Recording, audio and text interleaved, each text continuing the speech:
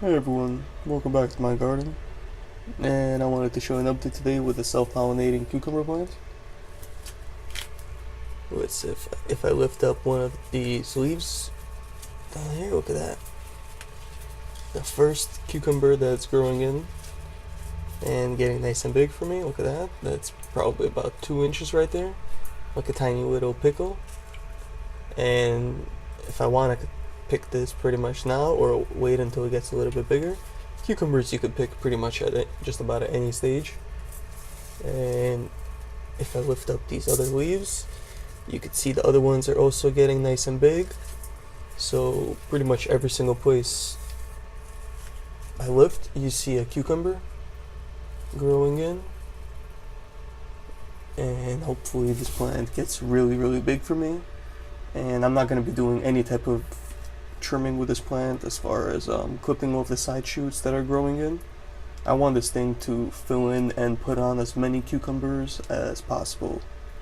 The only thing that I did do was actually update the container that it's growing in.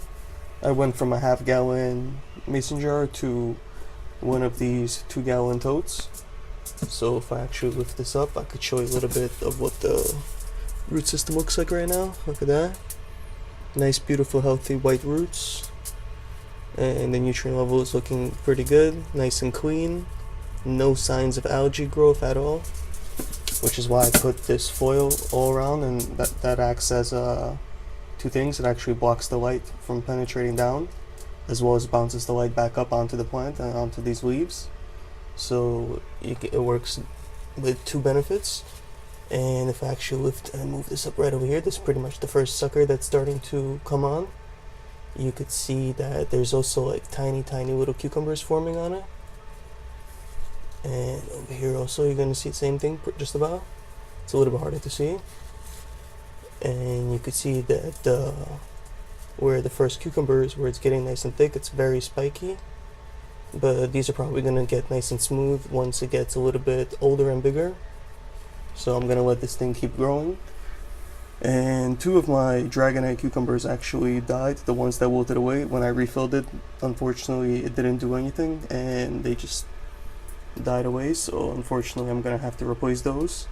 I may pop in 2 more holes into this container and just put in 2 more self-pollinating cucumber plants, because for example, off of this one, or off of these 2 giant plants right here that's growing and taking up a lot of space, I've only been able to harvest 3 cucumbers so far, and I got a 4th one right here and a couple of smaller ones that are starting to grow in here and there basically. But overall 4 cucumbers, 5 cucumbers for this much space is not enough for me, and this thing apparently looks like it's going in nicely.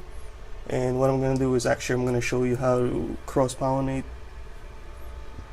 2 different varieties. Hopefully that works. I actually tested that on 2 of these down here, so let's see what grows in. I'm going to be comparing cucumbers here, and if it works, hopefully it should be good.